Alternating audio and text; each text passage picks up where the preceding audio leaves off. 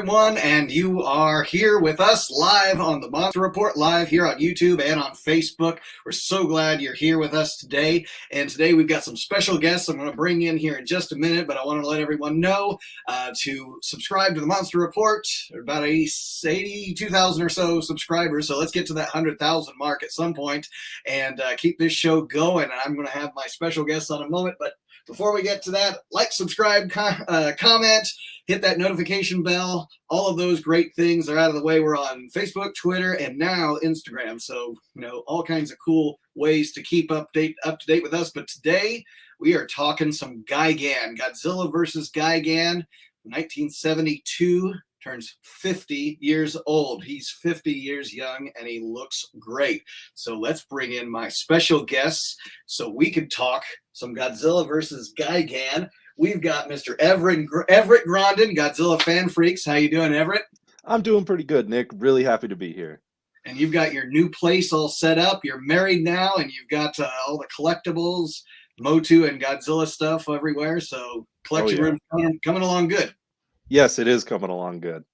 All right, awesome. And a blast from the past, Mr. CJ Cuypers. You'll probably remember him as GodzillaFan93, and I am so glad to have him on the channel. Chris, how you doing?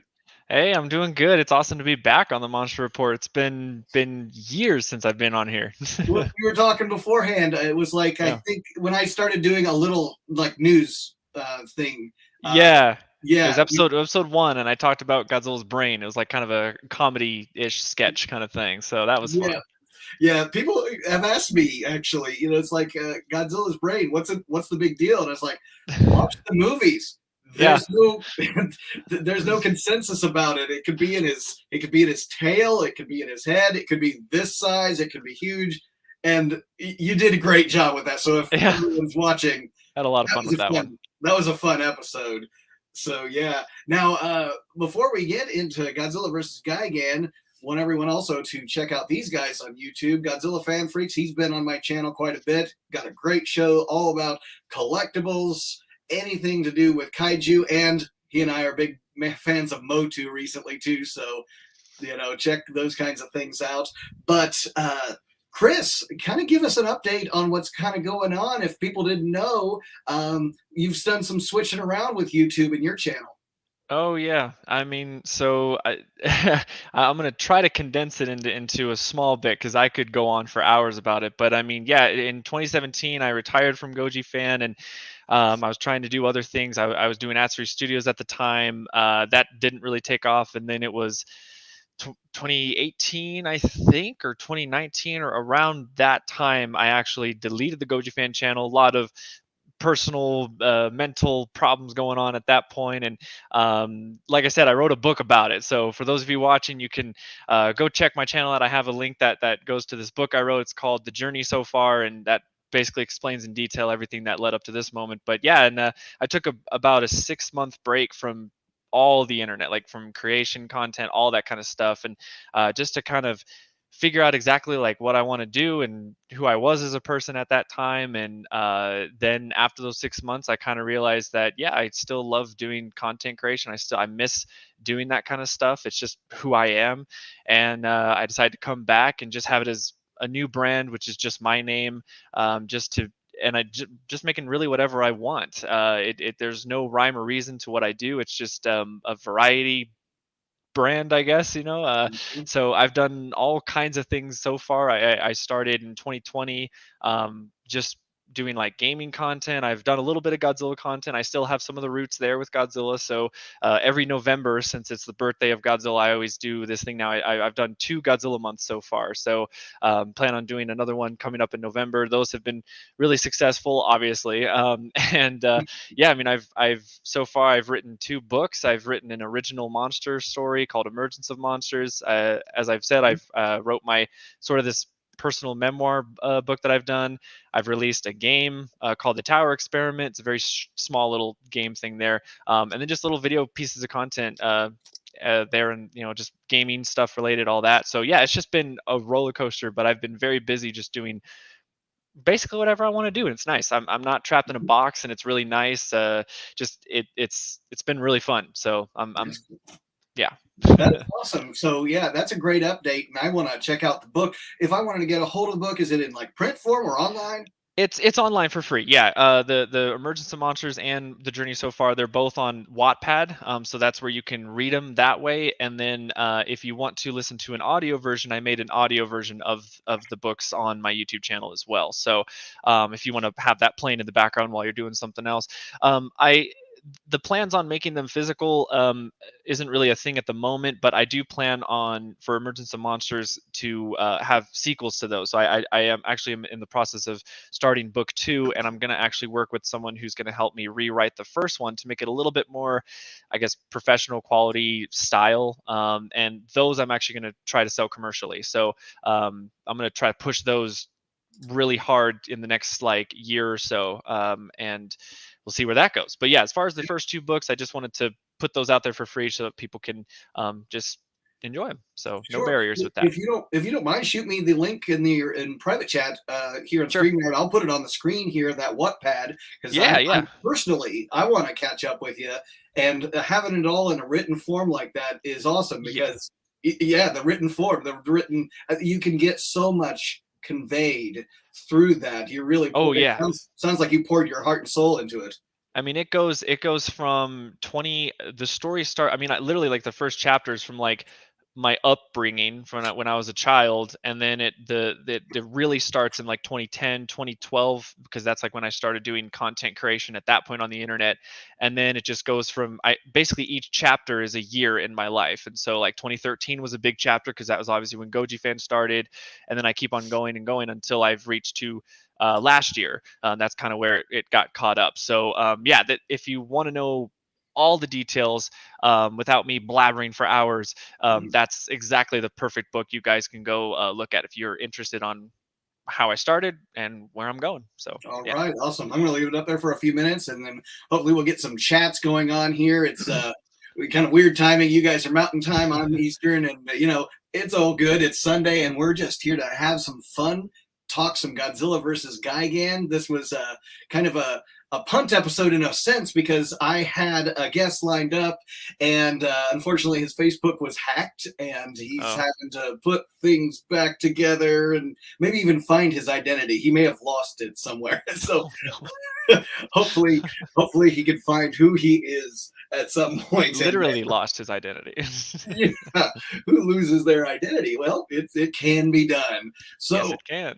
we got Gigan to talk about. This is a interesting film for me because I had always grown up as a kid knowing that there were Godzilla and the city and the military. So I always kind of knew that generically of Godzilla.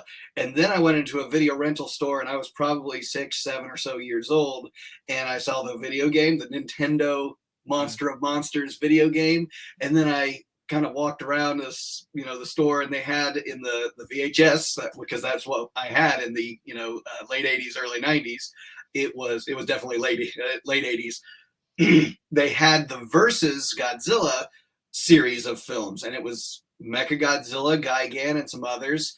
And I was like, oh wow, he fights other monsters too. So I started with Godzilla versus Gigan, which was an interesting one because I was kind of immersed in kind of the children's side of Godzilla, along with the kind of tongue-in-cheek humor that they'll throw in there.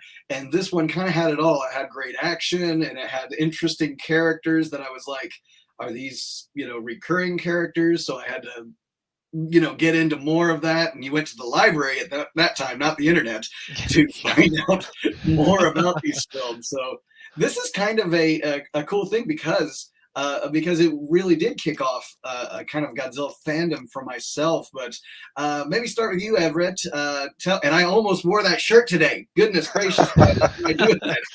I have that very one. Tell me about your first experience with Gigan. My first experience with Gigan was, I believe, it was one of those movies that was recorded on TV for me when I was a kid. And what I remember most about it was I think we accidentally recorded it twice because it was Godzilla versus Gigan, but then one day when it was on TV in the guide, it was called Godzilla on Monster Island. So it was like, is this a totally different movie? You know, that had all that confusion back then with the different titles and whatnot. And so I believe we actually had it recorded twice. But then that's when we realized that no, that's just an alternate title for the movie. But it is a movie that I grew up with, lots of fond memories. I do remember the whole, you know, cockroaches in human suits and stuff like that. That was like, man, that was kind of that was dark. You know, when I was a kid, I was like, that's kind of scary. Right. And, But yeah, so it had that, and so you were kind of like, we got aliens, we got we got Godzilla monsters, and we've also got a comic book thing going on too with it. It's just it's kind of everywhere, isn't it? It is. It's all over the place, and then of course, one thing that you didn't necessarily learn until like way later, because we saw all these movies when we were young and kids, so we didn't really care about continuity, I guess would be the proper word. Like we were just watching these, and so then what ended up happening was, Ghidorah's in the film, but then it's like, Destroy All Monsters, which came out before Ghidorah, but then Ghidorah died. But then you got to remember that Destroy All Monsters takes place in 1999. So right. We're chronologically confused. Yes. Yeah. And so, yeah, that's the fun thing about it. You were like, what time place does this kind of take place into? And I guess as a kid, you probably don't think about those things. As a, as adult growing up, you're kind of like, where does this fall in the grand scheme of things? Or should I just sit back and say it's standalone? It just kind of works by itself. Mm-hmm. And then I don't know about you guys, but I'm not necessarily the biggest fan of the design choice of Ghidorah in the movie. Like I don't like the heads. I don't know what it is. I don't like the way the heads are. And even the sound effects for him, which are a little different too than what we're normally used to. He kind of has like a very like like that was weird. Mm-hmm. And you at least liked it in the stock footage because they used that. Yeah, the stock footage, because that was all Destroy All Monsters, Ghidorah the three-headed monster. Yeah, exactly. Chris, what do you got on your first experience? Yeah, I mean, with Godzilla vs. Gigan, this movie's never really been my favorite, especially in terms of the human drama to it. It's just always been one of those, yeah, okay, this is one of those 70s Godzilla films that I feel like they were on drugs or something. I don't know. Maybe they took too much and it was leftover from Hedorah. I don't know. But but I do remember as a kid when I first watched this, and I think it was like you said, Nick, it was the VHS tapes that had those, like, it was like a combo, and I think it had like Mechagodzilla versus and all that stuff. So I think that was the first experience I had watching it. And I remember the monster fight at the end. Like that was the biggest thing that I remember and enjoyed. I was the kid that when I was watching all these old movies, I skipped the human parts. I always fast forwarded to the monster battles. So and I remember the thing that most stuck out to me was obviously Gigan being this like new character that I had no idea. And ever since then, Gigan was like my favorite character until I saw Space Godzilla. Then he became my favorite villain of Godzilla. But it's like a very close second, or so. Gigan is like, he's like this close to being like my favorite next to Space Godzilla. But I love everything about Gigan in this one, and to me, he was very intimidating in the film. And then when Godzilla like bled, I don't remember if it is, but I think it was the first time we saw Godzilla bleed like real hardcore, and like Gigan doing that move where he swoops down and slices him, and like the blood's just pouring out of him. Like, whoa, like that's intense. Yeah, I do remember also being confused by the stock footage. I mean, as a kid, I didn't really understand what stock footage was. I didn't really understood, like, oh, that's just, like, how come I remember this footage? Like, this looks familiar. But obviously it was a lot of heavy use of stock footage there. But it was really just the monster battle that I remember. And I recently actually watched this in November, and I just I remember just being completely bored throughout the human scenes again, until the monster scenes popped up, and I was like, okay, this is where, the thing. And I think the other thing I loved about the film was the music. I love the soundtrack to this one. That was another thing that stuck out to me with Godzilla versus Gigan for sure. Yeah. Well, and like you were going to go on that about the violence, like the bleeding. You're definitely right about the first time we've seen Godzilla bleed, knowing what color his blood is, and there's always that kind of thought, just like as Godzilla's brain, speculating. Yeah. Oh, how big is it? Where is it? How many of them? What color is Godzilla's blood? Does he bleed green? It changes throughout the films. Yes, it does. Yeah. And then, I guess earlier we had some graphic violence, like in Destroy All Monsters, Ghidra is bleeding a little. Yeah. Yeah. Godzilla Raids Again. We had Angulus, who's, being bitten on the neck and bleeding from there in black and white. So we don't even know the color. Yeah. So yeah, there's tough to see. Yeah. Some graphic violence, and it was kind of shocking before Mechagodzilla. And there's the two. Yeah. Godzilla and Gigan and Mechagodzilla back to back there. And they're, well, not back to back actually, because Megalon, I think, is in between, isn't it? So yeah, but then you get the like spurting blood in Mechagodzilla, and you're just like, wow. I mean, so with that, with Godzilla versus Gigan, yeah, it did kind of have kind of its time in the 70s. It was definitely a product of its time. You had the weirdness of like coming out of Smog Monster. And you had, the kind of bizarre directing of Jun Fukuda, which is, I like Jun Fukuda for his own reasons too. He's not, maybe our favorites. If you're a hardcore Godzilla fan, of course you like the Honda films, but Jun Fukuda is right in there. And it was, and the famous composer, like you were saying, the music of Akira Takarada, some stock music from other works that he's had and some original, and music from Battle in Outer Space, of all things, which wasn't even a kaiju film that was thrown in there. And so it really comes together. And, like you, I didn't maybe see all of those other films. So knowing what stock footage was and how it was being used in this, and realizing that it was, okay, it was for budgetary reasons. And then I, later watched some of the other Godzilla films, heard those music cues, watched, what was it, War of the Gargantuas? Didn't they steal the Maser tank? Yeah, they did. Yeah, wasn't that? Yeah, there was a shot. I think it was Gigan, where he was. I don't remember the gargantuan's name, but the part where he's like going through the tree, Gyra. Yeah. And I think that was supposed to be Gigan in those trees going around. Yeah. So it's like, you buy this, sure, whatever. Okay, I want to get to the questions I posed for you guys in the chat and hear in a few, because I want everyone to stick around for that. I want to hear your guys' answers to some of those questions, because they were a little bizarre. But let's talk about some of the human characters. I know as kids we weren't really interested, but maybe as adults, did we find them fascinating, humorous, interesting in any sort of way, or are these very forgettable characters? Chris, you take off with the human characters first. Oh yeah, like I said, Godzilla vs. Gigan's not really one of my favorites in the whole scheme of the series. I can't say, and like I said, I watched the film recently, and I honestly can't remember any of the characters' names. None of them stuck out to me. I mean, as a kid, even as an adult now, like the cast, it's just one of those.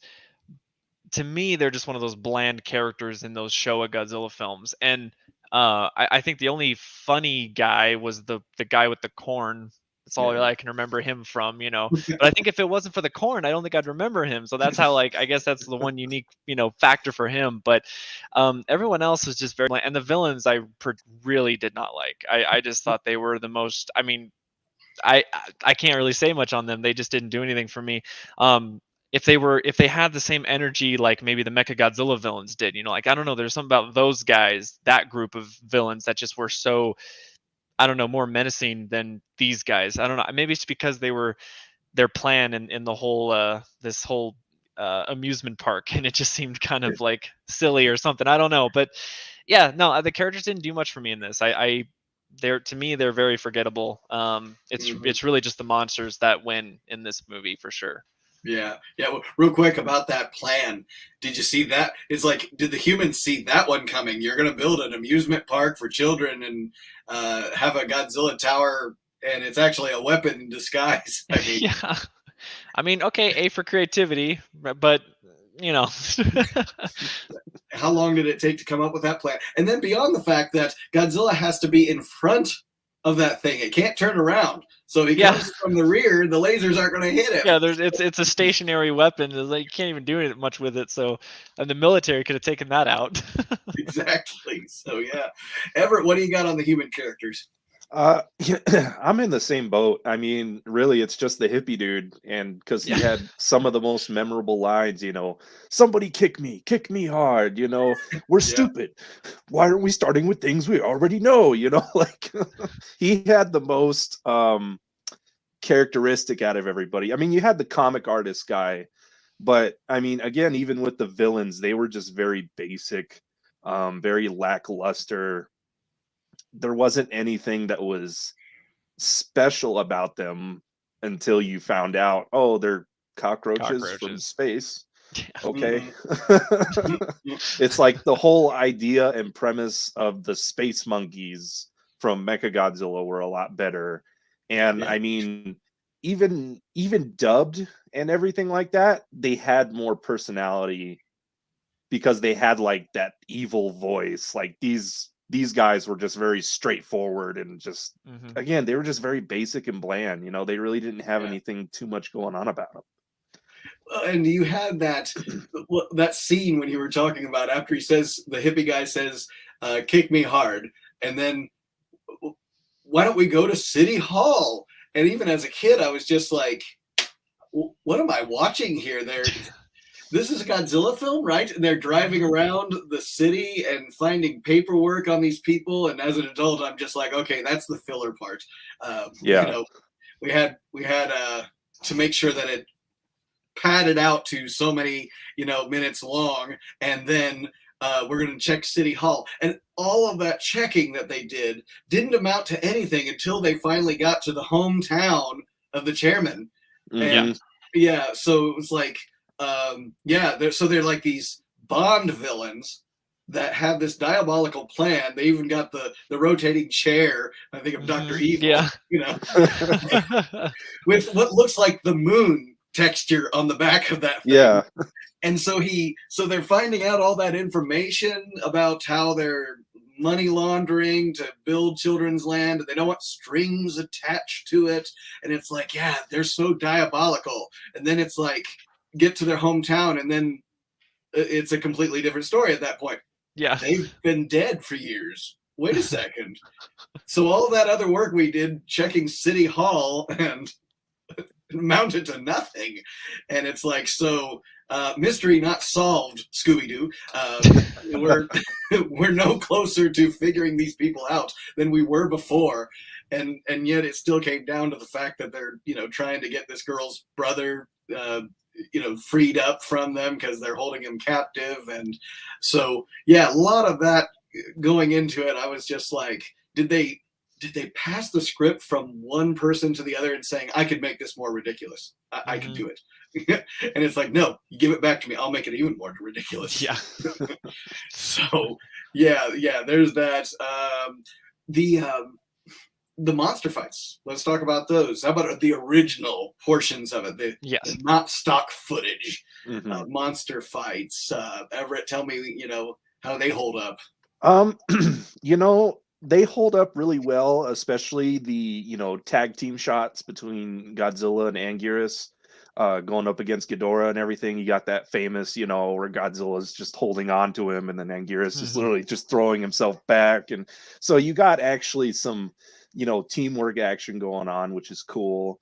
I actually like the city destruction shots with Gigan because all that's original and whatnot. And of course the music and everything in those shots, it's just, you just have that sense that, oh, Gigan is this monster's, a problem because he was a cyborg that was designed to destroy Godzilla. And but all the original monster shots, even Anguirus, the first scene of him coming into the bay and whatnot and everything, and the military just firing at him, even that's special in its own way because that was unique to the film. I even like how they even used in certain shots, especially when they were like swimming in the ocean. It's like the Son of Godzilla suit. Oh yeah. I believe the 67 suit Yep. that they used in those shots. So that was interesting to see that pop up again. And I mean, I didn't watch the film not that long ago, but the first interaction between all of them to where, you know, they're kind of winning, but then Gigan and Ghidorah get the upper hand and whatnot. And it's like, really, up until the end, it's like Anguirus is like trying his hardest, but he really doesn't add that much to the fight, you know? It's like he gets his ass handed to him by Gigan and Ghidorah, and it's just like, oh, that's not fair. I want to jump off of one point you made there about when Godzilla's, you know, got Ghidorah held back and Anguirus is hitting him, and then the next shot is kind of a repeat shot of him slamming him over, and they do that a couple of times. Have you guys seen the 1980s G.I. Joe movie? Not the live action movie, but the animated G.I. Joe movie. Not in a long time. Okay, it's been a while, right? It's kind of like this. It's either the same year as the Transformers '86 movie, or maybe the next year, and so it's real dark, and you know they've got an original villain in there, and there's this what looks like Archangel from the X-Men and Sergeant Slaughter, you know, and Sergeant Slaughter is just pounding this guy who seems to be invincible, but he's Sergeant Slaughter, so he's gonna take him down.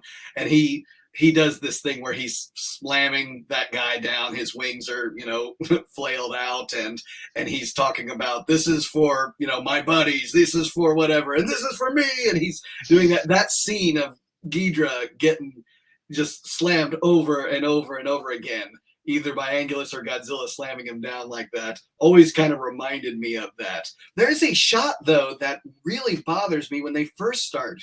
Watch it again, you'll notice it now that I'm pointing it out. When Godzilla gets out of the ocean, Anguirus too, and they're kind of having their back and forth, you know, in their monster sort of way dialogue. You see Ghidorah just standing there, and Godzilla slowly approaching him.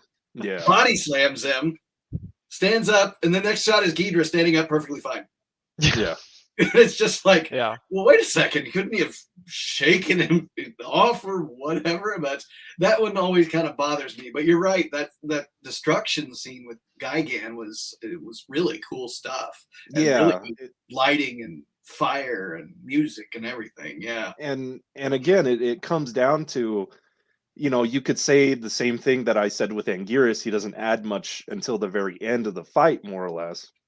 But it's almost the same thing with Ghidorah. How big of a villain Ghidorah is, to have him be in the film, he was basically just kind of in the background, basically just support fire in a way. Like, even Ghidorah didn't add a whole bunch as a supporting villain character. Yeah. So it kind of swung both ways. And then one thing that that we should have touched on in the beginning of the video, we have to remember too that this Godzilla film is special in a way because it was also Haruo Nakajima's last hurrah as Godzilla. Yes, you're right.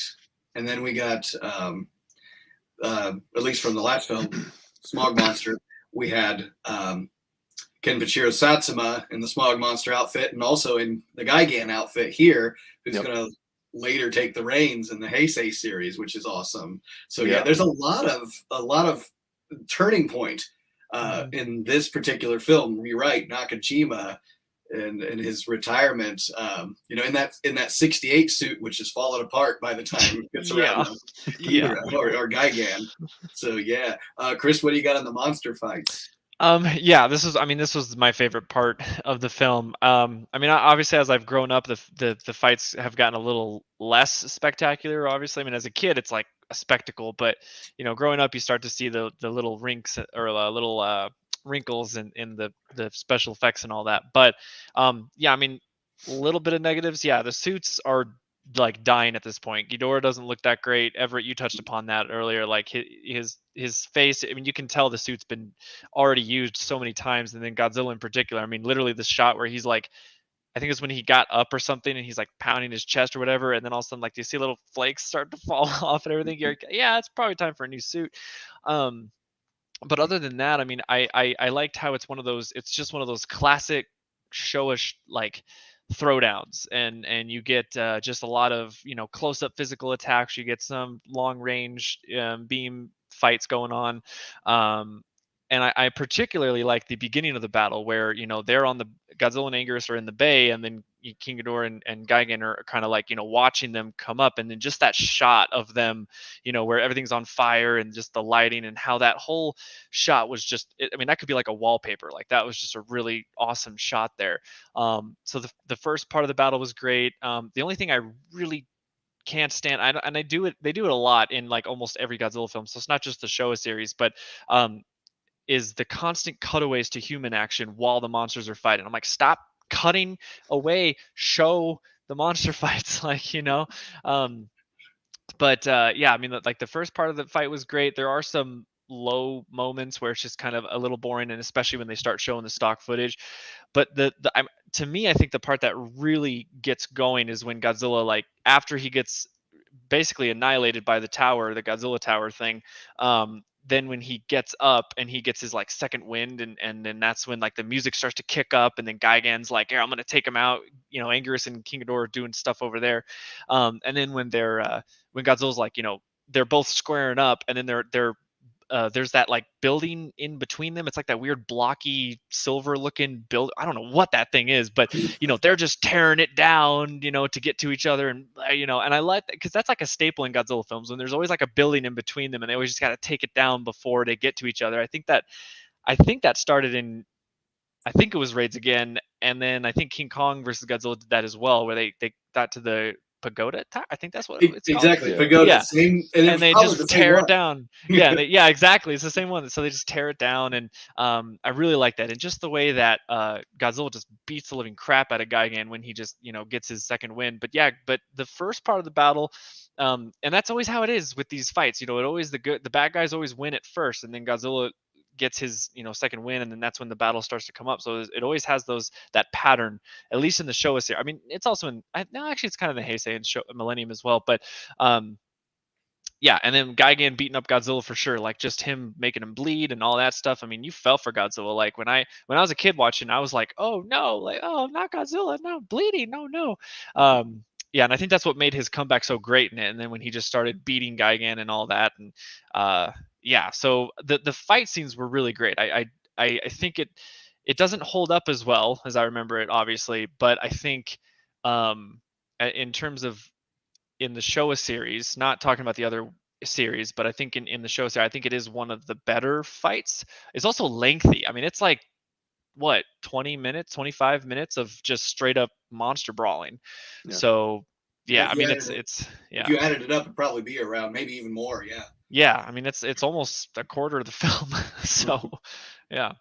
Now, and that flow you were talking about, I think you're right about that when it depends on if Godzilla is your hero or if he is the bad guy, if he's against the human characters who build Mechagodzilla or Mogira or whoever. He might start by being on the winning side and then at the end. Yeah, the hero always gets kind of defeated at first, and then he kind of gets back up, and then that's when he takes him on. So that's right. Yeah. So this one was also interesting for me watching it to know that for me this was the first hero Godzilla film because I always knew of 54 and 85 before that. And that's right. Yep. So it was always he was the bad guy, and then I was like, wait, he's not the bad guy. They're actually celebrating him. Yeah. And then you look back, and there's like a ton more films before this one. You're like, wow, he's been a hero for a long time. That's right. Yeah. Not always a menace. Yeah. And yeah, you're right about that. And so with this one, yeah, the monster fights, you know, it gets pretty brutal at times, but then there's, yeah, these kind of lulls in it. They kind of have the tropes. And that's another thing about the Showa series. I guess maybe it's budgetary, or maybe it's just that's what the audience wanted. A lot more hand to hand and not so much projection, lasers and things like that. I mean, Ghidra can't do much other than, you know, breathe his lightning. Yeah. And Gigan is all hand to hand or claw to hand or whatever. Yeah. So yeah, you had a lot more of the kind of wrestling WWE kind of thing going with the Showa.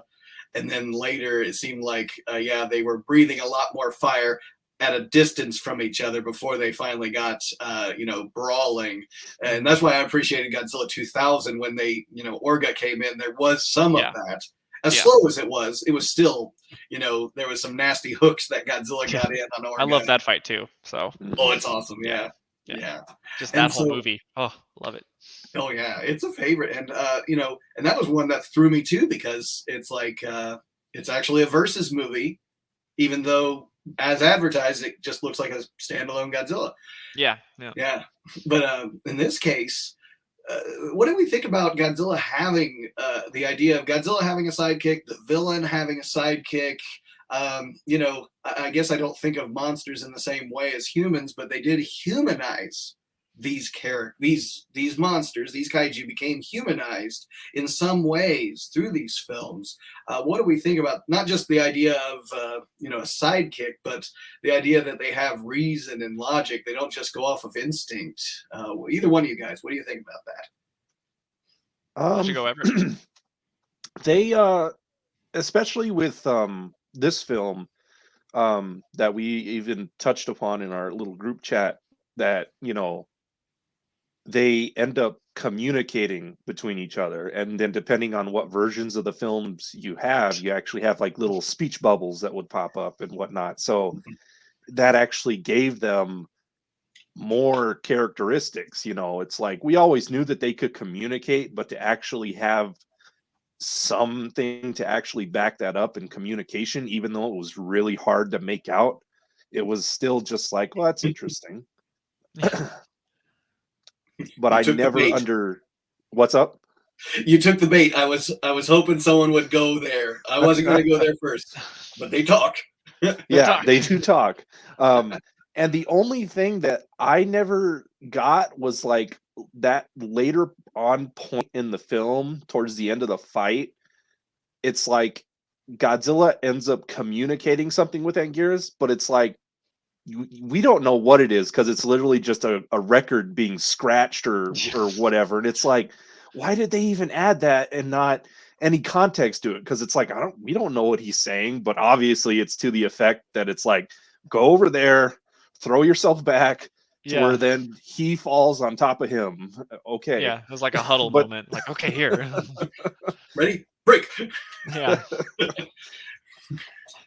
Yeah, you're right. And the speech thing, I guess as a kid, I always thought it had something to do with the tapes that they were running, those reel-to-reel tapes. Yeah. And since the Godzilla Tower was destroyed, and so the tapes were destroyed too, somehow them not playing was not translating it for the audience. But why even go there? Yeah. Yeah, with that whole idea. But yeah, the talking, I don't know how I feel about it. Yeah, It was weird. Just yeah. Like I said, a little bit of leftover drugs from Hedorah. They were, You're right. In Hedorah, he flies. In this one, he talks. Exactly. Yep. Yeah. Because there's always that trivia that you always get right as a Godzilla fan. When someone says the trivia question, I got one for you, you're going to be stumped by this one. Does Godzilla fly? And the knee jerk reaction is no, he doesn't fly. He walks and runs and tramples and stuff. And then as a Godzilla fan, whoa, he does. Yeah, it's like one time. Yeah, one time. And it's like, again, it's like for some reason, those three films too, 71, 72, 73. You got Godzilla flies, you got Godzilla talks, then you got Godzilla has momentum to slide across on his tail. It's like they finished up the drugs with Megalon. yeah. It's like, I don't know. He talks. How does he talk? In my version, he's got speech bubbles, but for those international people, he's going to talk like a Record broken scratches. Yeah, it's going to sound great. It's perfect. I gotta go. I gotta go. But it's like, just make it happen. It's like, how do Yeah, we do yeah. this? I don't know. We're gonna try. We're running low on money anyways. It doesn't matter. We got a few more films left. It's fine. Just Yeah.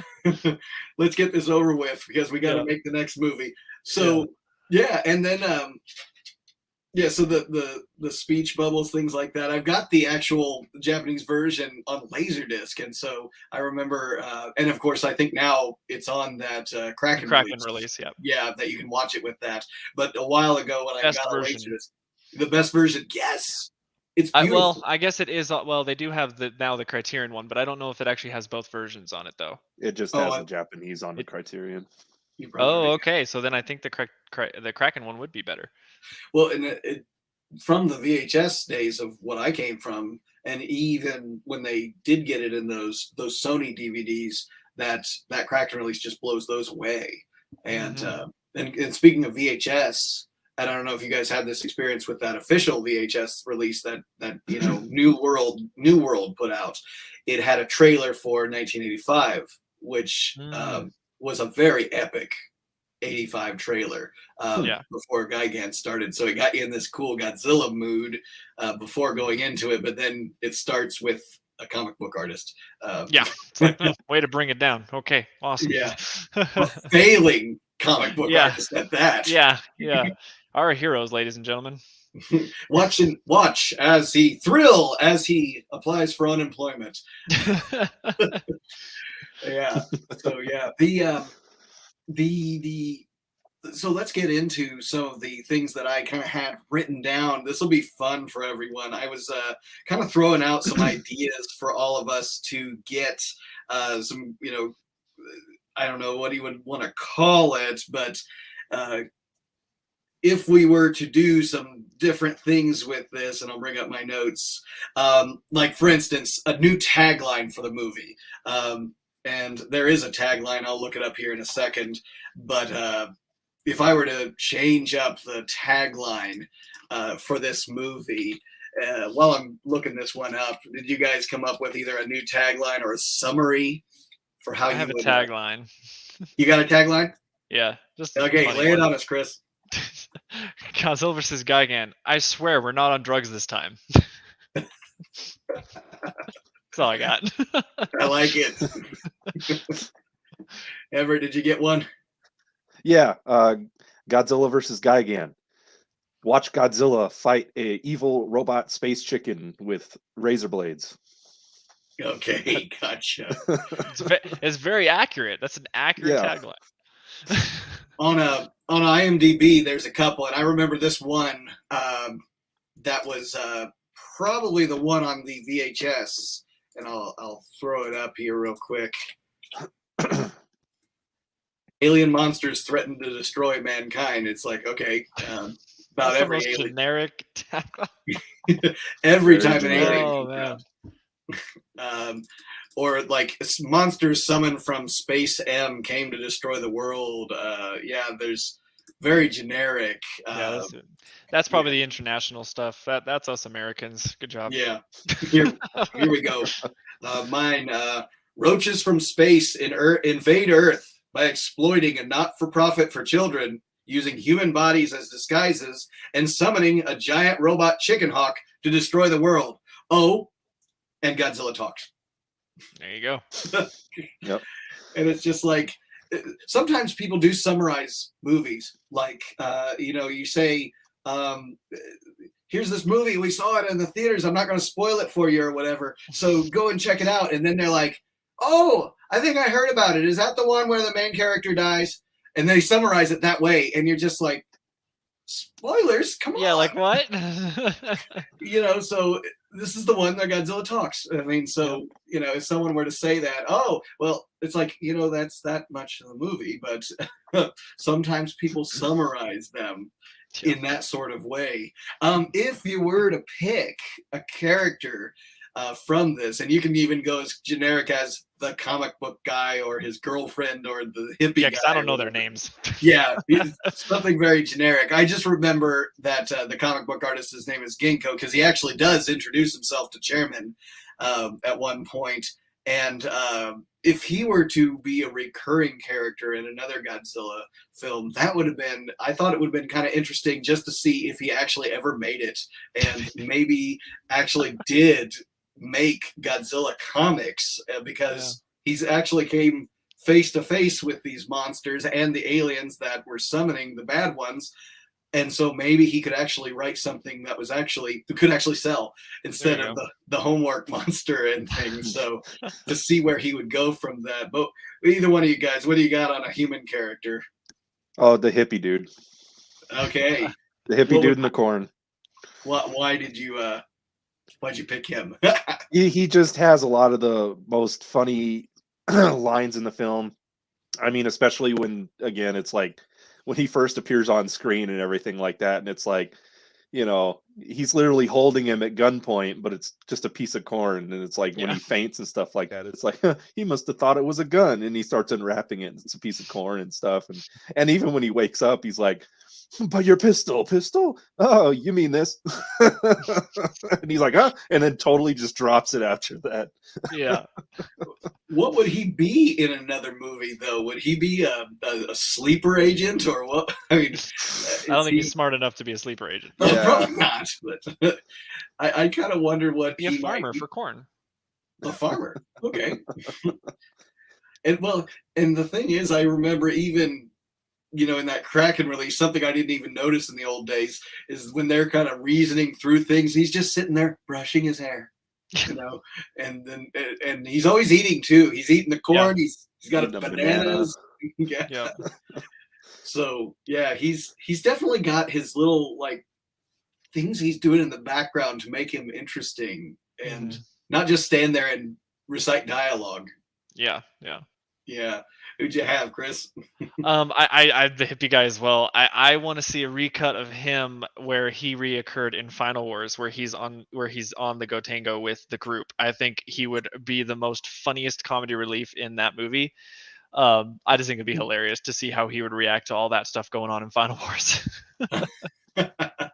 So if he's joining the military, did he cut his hair? I don't know. I think he should be like. It's okay. Maybe instead of being on the crew, he could be like a cameo where, like, during the invasion scenes where all the monsters are being planted down, I think he could be like one of the characters that is like being chased down by. Okay, actually, take out those two random guys that were being eaten by Zilla, and you put the hippie guy as those guys, you know, and he's just running away from while Zilla's chasing him. I think that would be hilarious. There you go.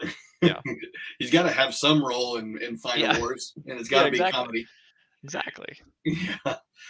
So our favorite quotes. I don't know if you came up with a different one than me, but the hippie guy's line, kick me hard." It's just it's his thought process. What was I think it was when he was when the comic guy was talking to the girl in the early parts of the film, and didn't he just like call her? Am I allowed to curse on your channel? Just be careful. Okay, well, he said the B word. Yes. Oh, yes. He's like that. And she's like, "Excuse me?" And he's like, "Oh, not you." No. What? I like that part. That was like a funny quote. That would never fly today. Yeah, exactly. It would not fly today. Not with you being a black belt in karate. Yeah. It really didn't fly back then, but self-preservation. He said it under his breath. Yeah. That. Yeah. Exactly. Was your line, Everett, the kick me hard line? The kick. It's tough. It's between the kick me hard and the he must have thought it was a gun. Yeah. It's got its moments of comedy gold, and there's just a lot about the dubbing that could have gone wrong. Actually, I don't think this is too bad of a dub, in my opinion. It's not. No, it's not really. There's way worse. The whole Heisei series. There you go. Well, yes. And I love the Heisei series, but I'm with you on that because the Heisei series got a lot great going for it, but those voice actors and it was awful. Yeah. Awful. So no, this film it wasn't bad. It was not bad for the 70s. No. Yeah. Could have been way worse. Yeah, and it'd be interesting if they did do an international release or whatever, or maybe this was considered the international release because there isn't one, as I understand it, out there. That's a different dub. I think there's just 2 versions. Yeah. Yeah, Japanese subtitled and this one, which honestly, even I've watched the Japanese subtitles, it doesn't change much about really anything.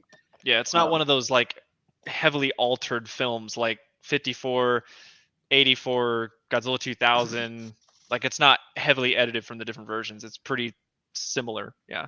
Yeah, in fact, I don't remember any like extended scenes even. I don't think anything was cut.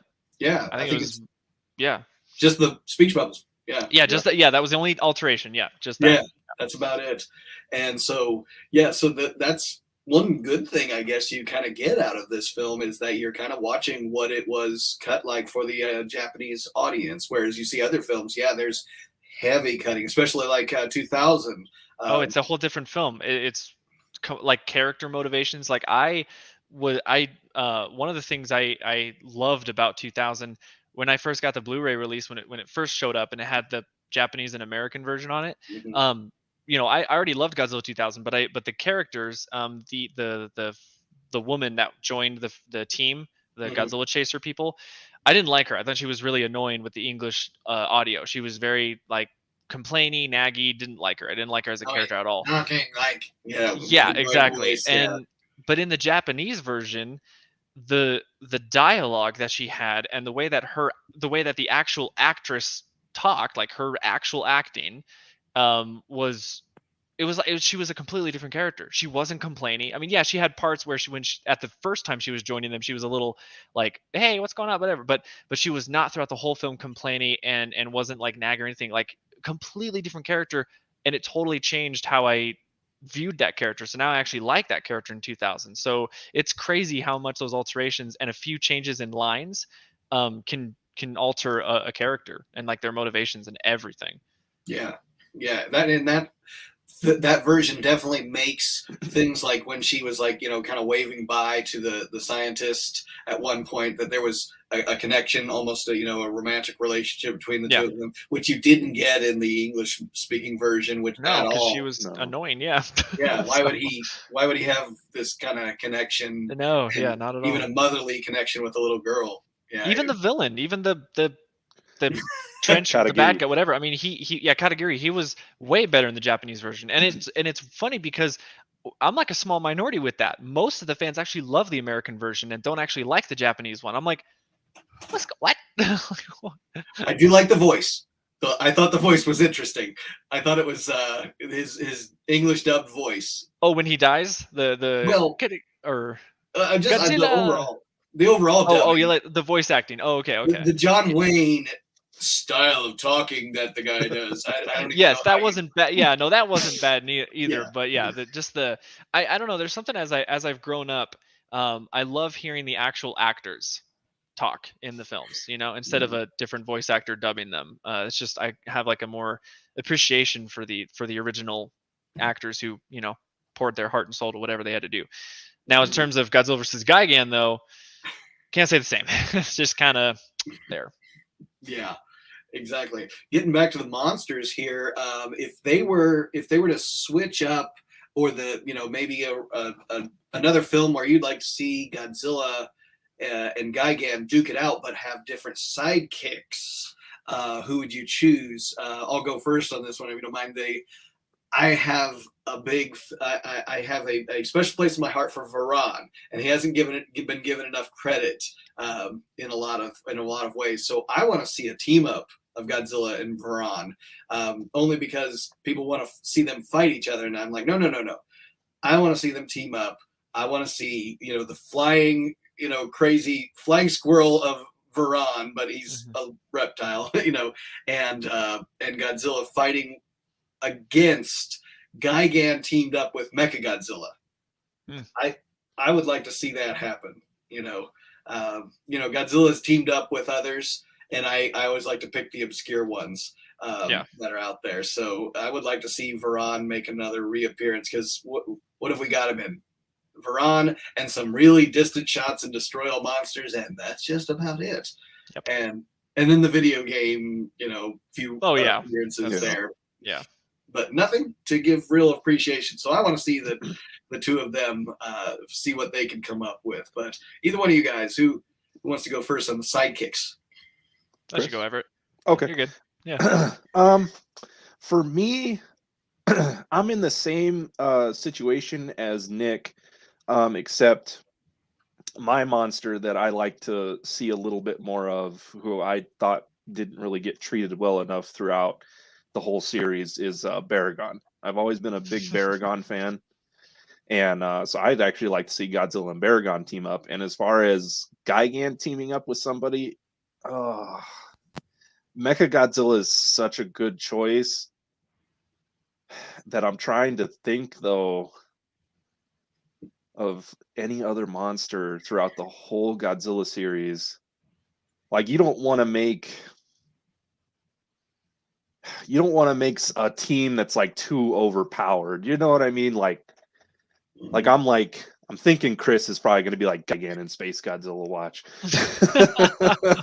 And I feel I've been thinking about it, but I've been trying to think of something else because that's too easy for me. Yeah, it's too easy, but then for me, it's like I feel like it's too overpowered too. But you can pick one from a completely different franchise. It doesn't have to be Toho. I got mine. I think I got mine. Okay. I'll probably say I'd like to see Godzilla and Baragon versus Gigan and Orga. Okay. There you go. I think that'd be an interesting fight. That'd work out. So instead of Varan flying in the air, you get Baragon tunneling underneath. Yeah. Mm-hmm. Go for it, Chris.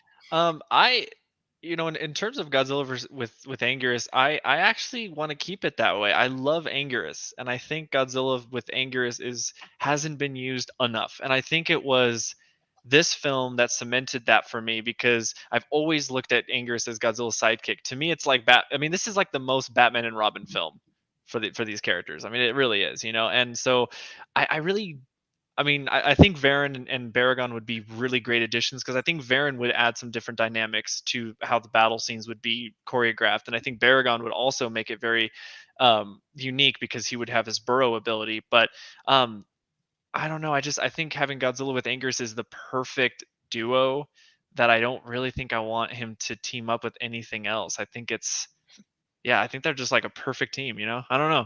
I mean, if I had to pick, though, if I had to change Anguirus, gosh, I don't know. Maybe we'd let's put Godzilla Jr. in there, because I would love to see a film where Godzilla's fighting along his son, like not like Minya whatever style. I'm talking about like both guys can fight, and they can do it. And I would love to see maybe have a good film where Godzilla and his son can tackle opponents. As far as Gigan with someone, my first thing was gonna be Space Godzilla, because I was like, because of my two favorite monsters. But I actually, since you said I can do a character that's outside of the Godzilla franchise, go for it. Yeah. Okay, well, I'm totally gonna do some plugging here. I want to see Gigan and Kutajira team up together and fight. Okay. For those of you who don't know, Kutajira is a monster actually that Nico and I have made for Kenshin's studios.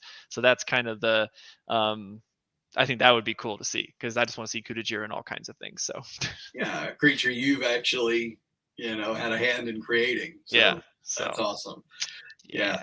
That's why, if you can break the rules, you're going to make something interesting. And I think, even, reaching outside of the series, I'm actually surprised that you didn't go with Gabara.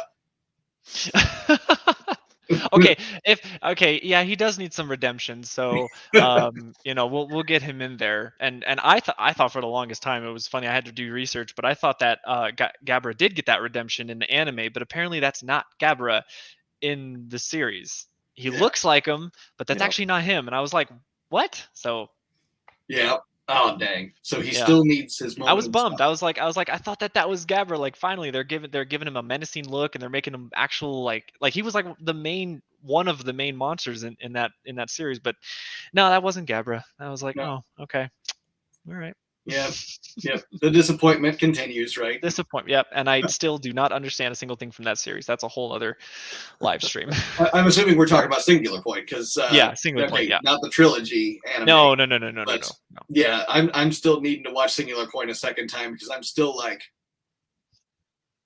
do I like I didn't understand a single, and I've seen it 2 times. I don't understand a Yeah. single thing that happens in there. It's too sciencey for me. I'm like, Yeah. I'm good. I may watch it again just to see. But you're right, yeah, and yeah, Gabra still needs that chance, and they may have had the chance, but they didn't take it. It was like a missed opportunity. Definitely missed opportunity. Yeah, I mean they're bringing back all these other monsters, so like you're not gonna you're gonna make a monster look like Gabber, but you're not gonna actually have him be Gabber. All right, fine, Yeah. whatever, Toho. Singular Point threw a lot of things that way.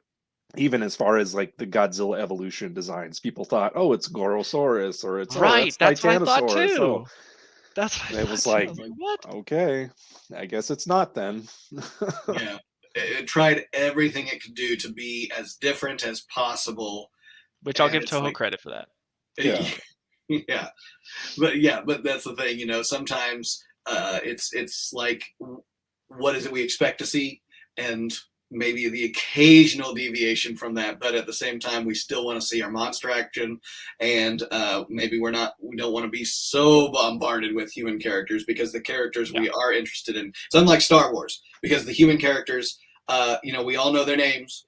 We all know their journeys, their backstories, and things like that. Human characters really don't get that so much in Godzilla because we want to know the monsters. The monsters are the characters. And so having an ensemble kind of cast of monsters in a film like this, Mechagodzilla, obviously destroy all monsters, always makes it just, for me, a better film. And, 50 years later, we're still watching it and talking about it, which is awesome. And we're going to start wrapping up here in just a minute, but I wanted to give you guys the chance to plug away social, YouTube, any kind of things that you've got going, and recap the book, that site for the book. I'll bring it back up to when you get to your chance to plug, Chris, because, I want everyone to like, subscribe, and check out everything these guys are doing. They have great channels and great content still coming out. And I want to just see if we can get these guys again on a future live episode, or hey, I'll be a guest on one of your shows too sometimes, guys. So go ahead and start with Everett. Plug away. All right. Well, guys, it says it right there in the corner. Please check out Godzilla Fan Freaks on YouTube if you hadn't already. I got figure reviews. I've been doing videos since my very first trip to G-Fest, which was a long time ago now, and it's like you don't have to look at all my older stuff because it's kind of bad, but definitely go check out Godzilla Fan Freaks. Tons of great figure reviews. I got a lot of neat stuff lined up and coming up in the near future. I'm still waiting to put the final touches on the collection room here. I still got to line everything with some LED lights and whatnot, so that video is still to come. A nice, collection video. I know people love to see those. And I know that there's been a lot of people who have been waiting to see the new place and the new spot and everything on display again. And be sure to go check out Godzilla Fan Freaks on Facebook and on Instagram as well, as I post on those 2 platforms. And you'll see stuff there that you probably won't see on the channel. All right. Excellent. Chris. So for me, you can catch me on YouTube. It's CJ Cuypers Productions. That's the main piece of content place I go now. I do have my own website, but I'm kind of restructuring it right now. It's kind of going to be the hub for everything. But you can catch me on. It's the same name for every platform. So on Facebook, I'm on Twitter, I'm on DeviantArt, Instagram. I recently got an Instagram, and I also recently got a TikTok, but not for the reasons that people would do TikTok. I actually just have TikTok just to share the same kind of videos that I do on YouTube. So there's nothing exclusive on those other sites. I literally just use my social media platforms to share the content that's coming out. So it's I use TikTok the same way I would use Twitter, just to say, hey, this is what's going on.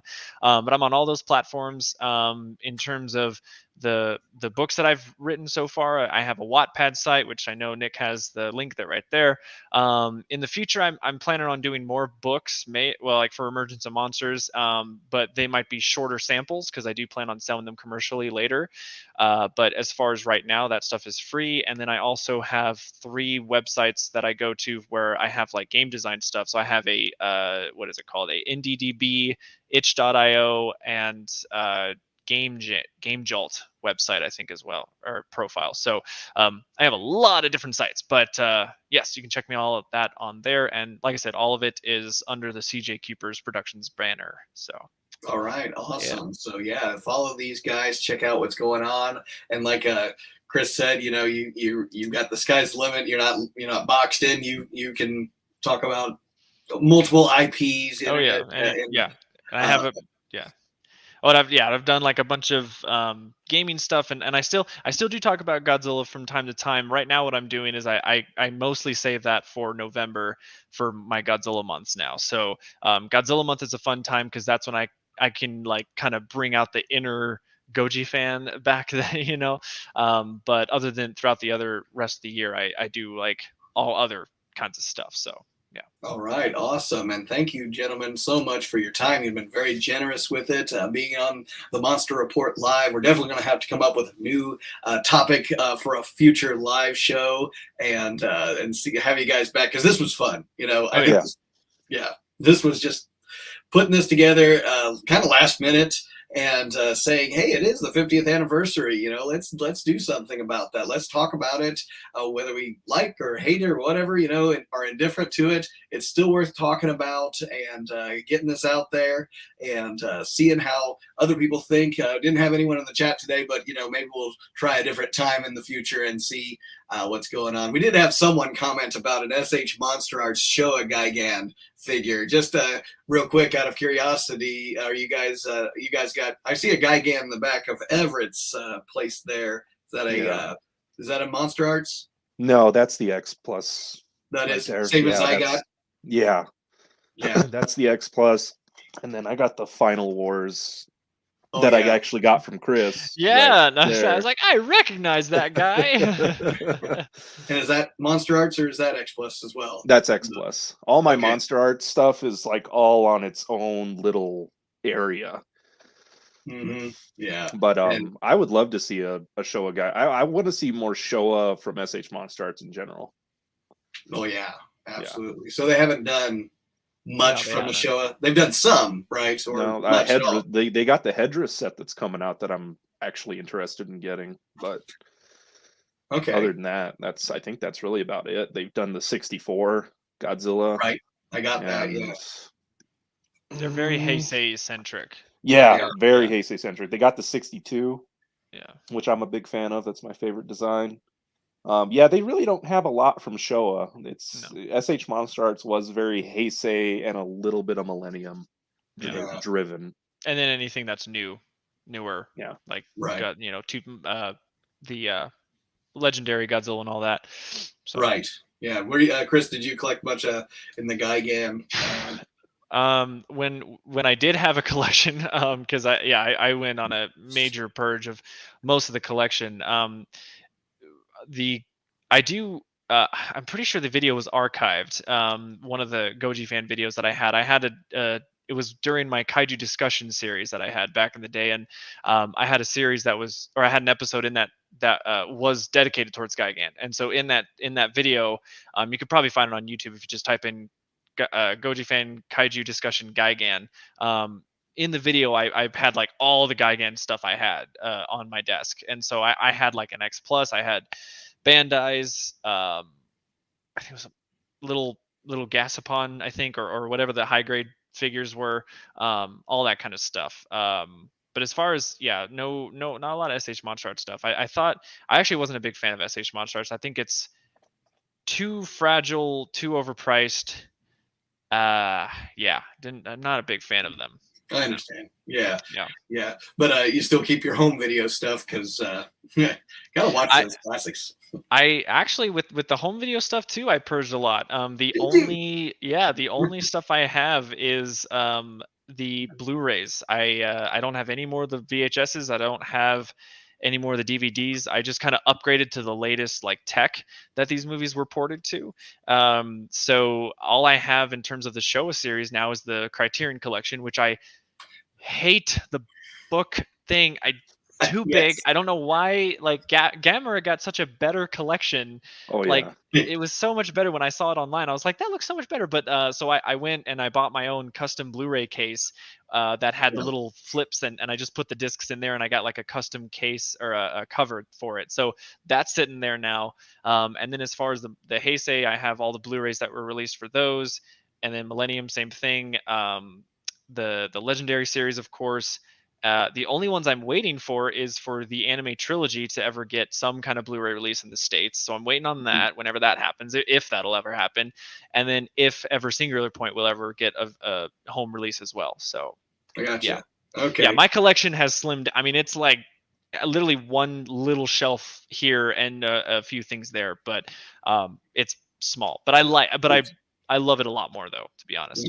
Yeah, well, yeah, it's just what you want, and that's the thing. You got to limit yourself, and you can get out of control, can't it? Yes, it can. Absolutely. All right. Well, thank you so much, gentlemen, and we will definitely have you guys back on a future episode. And I want to wish you guys all the best with all that you're doing and everything. Whether it's work or dealing with this weirdness of time we're living in with pandemics and inflation and whatever else that's going on. It's just kind of crazy, which it's great to have at least us being able to gather here on YouTube and to be able to have these discussions. And that's just great. I mean, I still love connecting with Godzilla fans and kaiju fans and geeks like me, So this is awesome. Well, thank you so much, gentlemen, and we will catch you on another episode. All right. All right. Thank you Thank all you. for joining us for another episode of the Monster Report. We'll catch you again.